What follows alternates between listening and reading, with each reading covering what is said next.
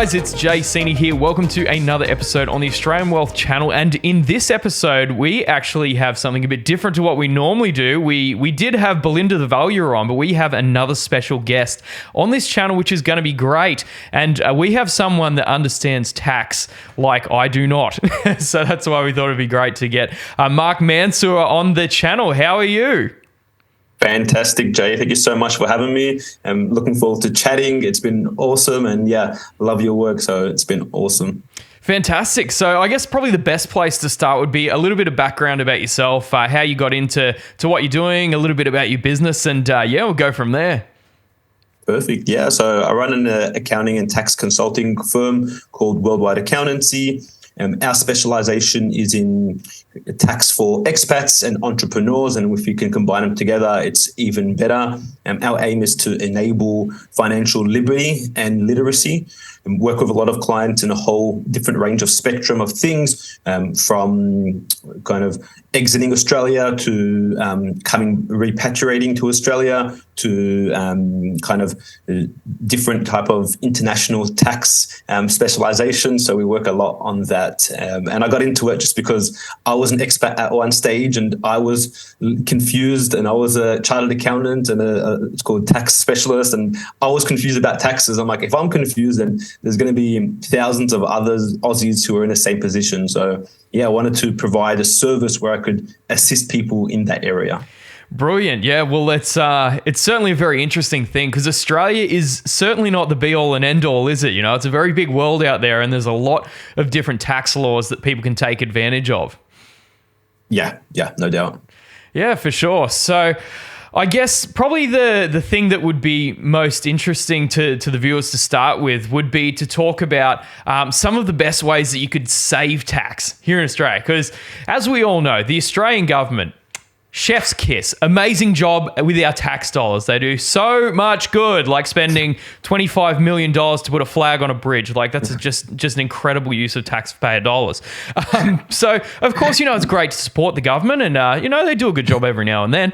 But, I think it's much better that people spend their money their own way. So what are some of the ways that people can keep hold of that money, so then they can use that money to better not only their themselves, but the people around them?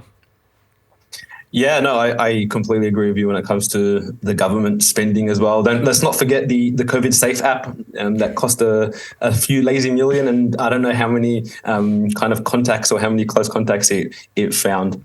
So yeah, but opportunities to reduce tax. Look, you need to really focus on your own personal unique circumstances, because everyone's different, but there's some general ones that I like to look at. So if you're self-employed, one of the big ones I like to consider is deductible superannuation concessional contributions. I think that's really underrated, and I work a lot with my clients, especially who are non-residents, on things like that. There's strategic structuring as well. So depending on the way you're structured, doing things like that. If you're just an employee, a little bit harder to structure or to contribute to super, but there's potential other ways. If you do salary sacrificing, which is pre-tax dollars, highly recommend doing that if it works for your cash flow. And then you need to consider other stuff, whether it's assets. I know you talk heaps about property. If you're running a property and it's negatively geared, it's another opportunity to lower your taxable income and produce a pretty decent asset potentially that will help you in the future, and make use of the deductions in interest and depreciation, which depreciation is cash free, which I'm sure you've are well aware of it. Other ones are charitable donations, prepaying expenses as well. I work with clients who like to pay me prior so they can reduce their tax in the current tax year, and I'll never say no to that. Other things are self-education expenses as well, which I recommend because it provides you an opportunity to learn and develop, and you also can potentially get a tax deduction if it's related to your work. So look, there's a lot to consider. Other one, private health insurance if you're earning over the Medicare levy surcharge, because you can potentially find private health with hospital cover that will be less than the private health Medicare levy surcharge you're paying. Yeah, because it can get pretty complicated, the old tax. If it was meant to be really straightforward, I guess it'd be one page. But I guess what they're trying to do is just incentivize certain behaviors. Is that correct? Pretty much. The way I like to explain it to my clients is a deduction is effectively an opportunity for the government to tax you even more in the future, because you're utilizing this to earn more accessible income in the future, which will be taxed even more. So it's a bit of a paradox, but it works exactly like that. Yeah, so you're saying that it's definitely probably better to be running a business or have an ABN of some kind compared to like an employee. Like obviously there's some ways to reduce tax through salary sacrifice and whatnot, but the vast majority of deductions would be coming from like, say, being a sole trader or a company structure or something like that. Yeah, exactly. And it depends to level of kind of intricacy you want to get with your work. But I'm always a big believer in entrepreneurship and encouraging people to go down that path, because it provides them with a bit more financial liberty as well as freedom. Awesome. So what are some of the best ways to set up, say, your legal structure? Say you're earning a decent amount of money, like you're in the top tax bracket, you're doing 180, 200, or even 150, something like that. What are some of the ways you can structure that, say, if you're running a business, that you're minimizing the amount of tax that you would pay? Because, if you just did it as like a sole trader, then you're going to be getting hit pretty hard. Yeah, no, I completely agree. And I wouldn't recommend anyone, if they're earning 150K plus, to continue their sole trader structure. Running something through a company, if you're a base rate entity, as what they call, your tax rate will be 25% going forward, significant compared to 47% as at 180K. But if you're earning anything above 100K, you want to go into a structure. The two main vehicles and entities in Australia would be a trust setup or a company, and potentially a combination of the both as well. So depending on the business you're in and the risk involved, I would recommend potentially, so for example, a company, you earn your money in a company and you get paid tax in the company. But then what you can potentially do is the shares of the company are held by a discretionary trust. So then when the company wants to pay a dividend out, that dividend goes directly to the trust, and then the trustee of the trust has the discretion to then distribute that money where they see fit. And there's opportunities to potentially stream that money in different ways as well. Yeah, so you basically can control to a lot greater degree how much tax you pay. Is that right? Effectively, yeah. So you're not putting it all in your personal name like a sole trader. So, for example, you might have a partner, and she might not be working, or he might not be working, and you're earning your income through a business. You can potentially run it in a company. Obviously, it depends on the type of income you're earning, because there's different laws in Australia. As always, they're always going to kind of complicate it and make it convoluted. But just for simplicity's sake, if you were to be running a business and you're earning 200K, instead of that 200K being fully attributed to your personal name and being taxed at a high tax rate through the company, you better pay that 25% tax. You then pay the dividend out to the trust, and then the trust can then potentially pay that out with the franking credit from the dividend to the beneficiaries, and it can be a couple of two people, for example. Yeah, very good. So there's also a lot of benefits there with the trust for like asset protection and segregation. Could you talk a little bit about that as well? Yeah, for sure. So look, let's say, for example, you're in an industry like financial advice that may be a little risky, and there's maybe an opportunity of litigation. If you're running it as a sole trader, what can potentially happen is if litigation occurs to you, you're obviously going to have or required to have insurance. But let's say in the worst case scenario, litigation occurs and you're running entities through your personal name, you're not limited to what you just have within that business because you're running it in your personal name. So potentially your personal assets, if you've got property or investments, can be taken as well as part of that litigation. So if you maintain a business within a company and you set it up correctly, so there's and you ensure that you do your due diligence and your director duties, then it's highly unlikely that in the case of litigation, that money is going to be taken, or they're going to sue you and go after your personal assets. For sure, yeah. I think it's pretty important. Like, even if you are doing the right thing, it's always good to mitigate risk, and that's the same with everything. With investing and well, not always in life. Sometimes it's good to take some risk, but just as a general rule, I'd say. So let's talk a little bit about real estate, because the channel has a real real estate focus, thanks to ASIC. Yeah, they're great. But let's talk about some of the advantages of real estate, because in my opinion, what I've seen across all the asset classes is that real estate just has the most incredible tax advantages, because you're kind of doing the government's job for them. Is that correct?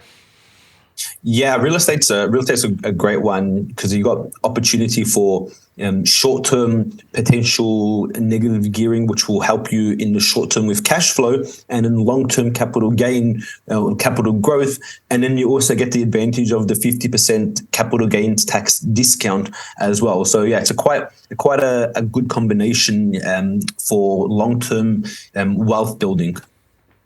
Awesome. Yeah. Well, real estate's great. I love it. I'm continuing to buy, certainly in separate structures though. So let's talk a little bit more about globally. Now, what we see all the time is we see these news articles come out and they say, oh, Google's gotten away with paying like $15 of tax. What the hell? Like, I'm having to pay like $30,000, $40,000 in tax.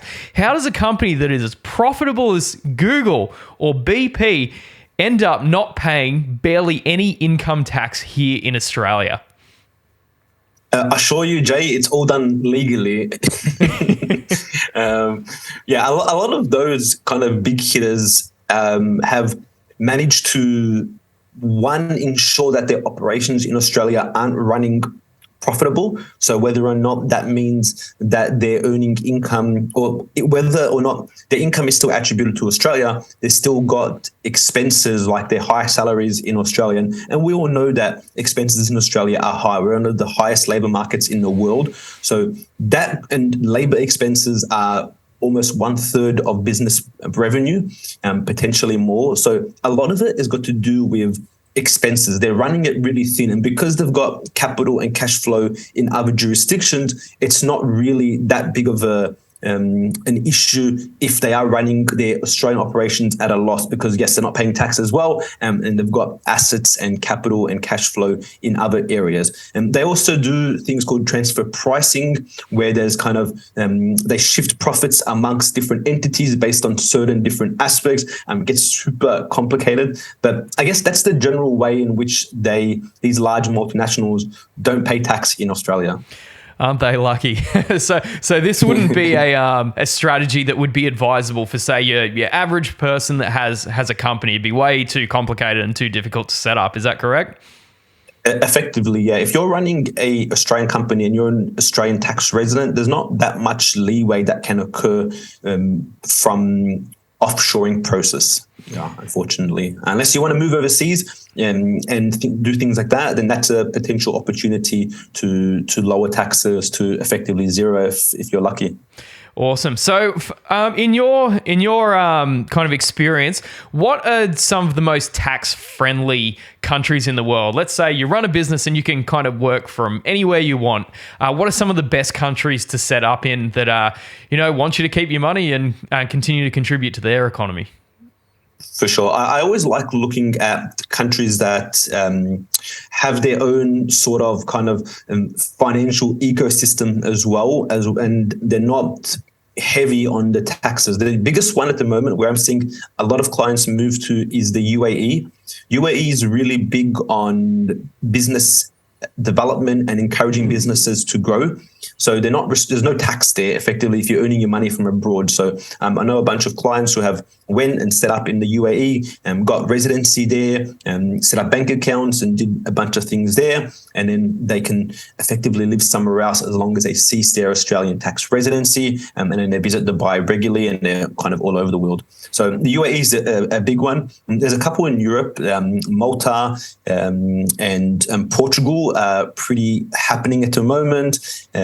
But ultimately, it depends on what you want to do and where you want to live. But having a structure in a tax-friendly jurisdiction will provide you opportunity within that country as well. So it really depends on your situation, but there's a couple that are standing out at the moment that I'm seeing a lot of people will go to.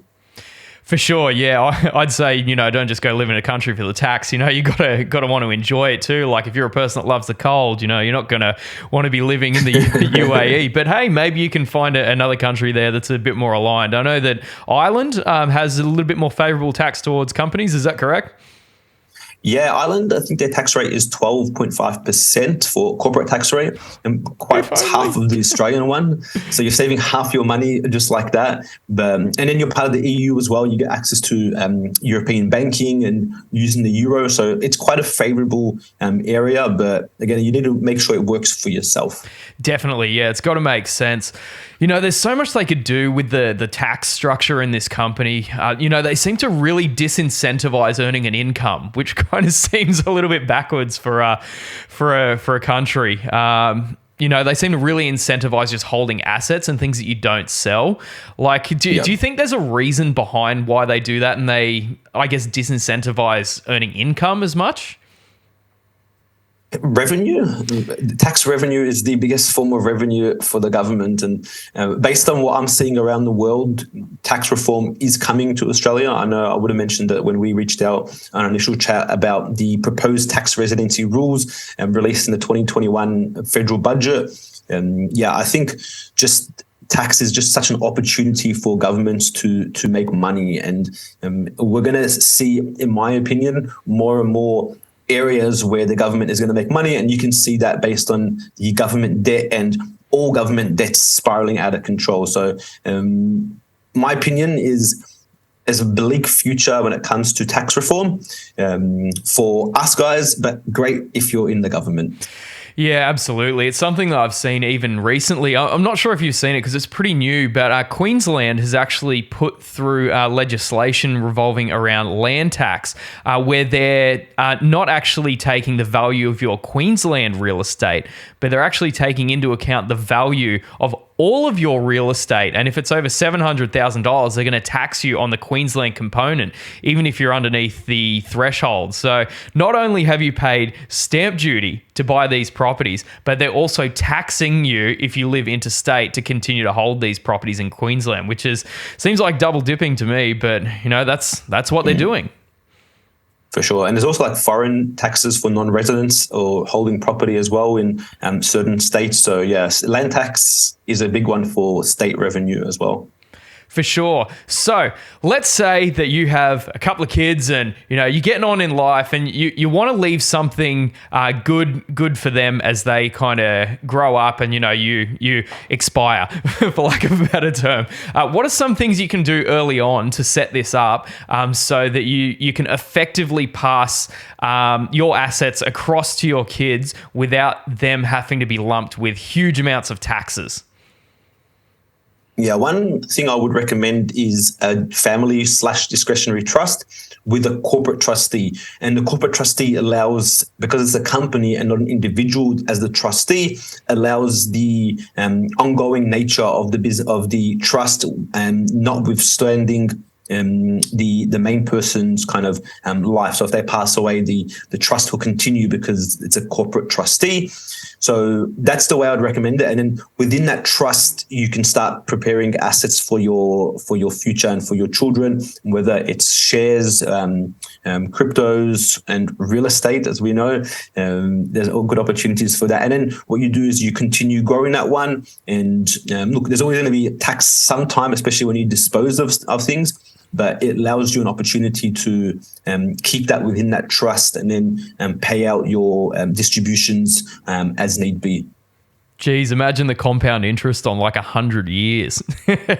Warren Buffett was correct when he said it was the eighth wonder of the world.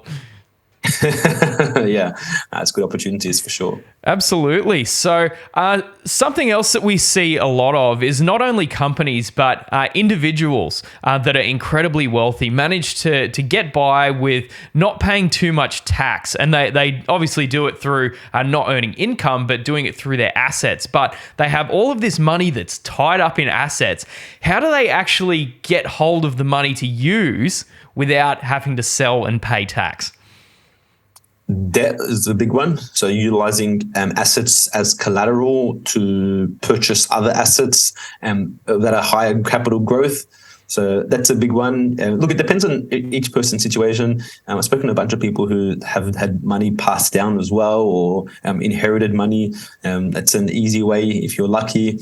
But yeah, look, it really depends on your situation. I think a lot of people I've spoken to recently have been pushing debt. And I know that you were talking about debt recently and how it's like fire. So playing with fire is good. You can cook things and work it, but yeah, it can get out of control. Absolutely, it certainly can. So one of the strategies that you've kind of seen get floated around the internet is the buy, the borrow, and the die strategy. So people will build up their asset base and then they'll borrow against it, obviously with an interest rate attached, and then they die. So they don't have to end up bearing a lot of that tax burden. Is this a strategy that like a regular person would be able to do, or is it someone that has, say, a net worth of like $5 million in stocks or 10 million in stocks? Again, it depends on the situation. Like some debt as well doesn't go away if you die, and in your estate has to take it. So once you pass away and your estate kind of holds your assets, you've still got those debts within that estate, and then potentially they'll be the first creditors for the money when you do dispose of that income. So I would never recommend to people to go down that path. But again, it depends on the type of debt. My understanding as well is things like HEX debts don't continue as you pass away. So rack up your study when you're 90 and see how that goes as well. Amazing. Yeah, well, it's been really great to talk to you. Was there anything else that you wanted to throw into the conversation which you think would be valuable for those that are listening? Be proactive. One thing I see too much of, and I just really infuriates me, is people coming to me too late when the situation has already occurred.